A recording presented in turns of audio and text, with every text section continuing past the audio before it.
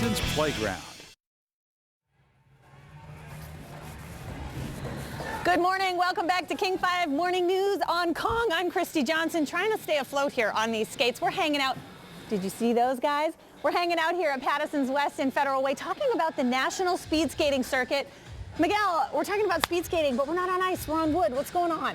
Oh, yeah. So these guys are all professional inline speed skaters. We started this league in 2009 because our sport is not in the Olympics. But you're in the Pan Am Games, you're in the World Games. Absolutely. We're part of every major games. This sport's actually really large in terms of participants. It's the second biggest sport in Colombia next to soccer, just to put things in perspective. Well, let's talk about Washington State, because you tell me there's more participants in indoor inline speed skating than there is on ice for speed skating. Correct. Just in Washington, they're not Washington to Washington. We have more in Washington than ice speed skating has nationally. So that just gives you some perspective as to how huge this is. Now, I also want to give you some other perspective. Let me throw a little shout out here to Apollo Ono, because he started here when he was about 6 years old, right here in this very rink. Take a look at this super sexy outfit that I'm sure he's thrilled that we're showing you guys here this morning.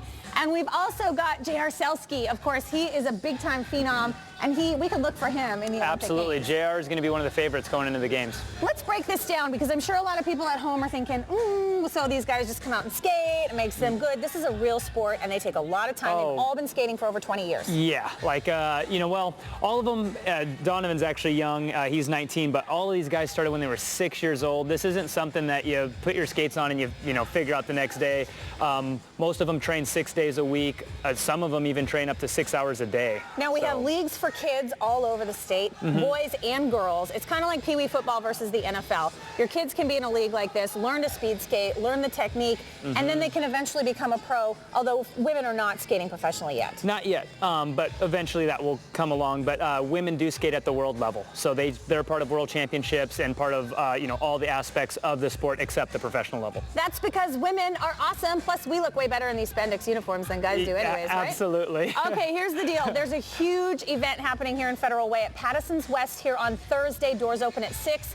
The race gets underway at 6:45. There's going to be bumping and grinding. If you've ever seen short track, times that by about 100, and that's how crazy this is. It's insane.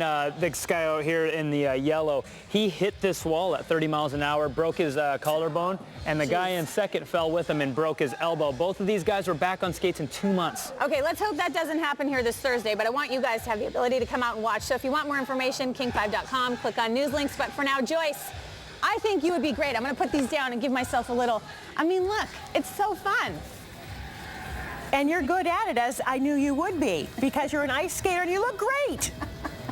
Well, I'm not rocking the spandex very well, but I'm doing my best here. Hey, That's all I can do. Great job. Christy, thank you. Thank you so much.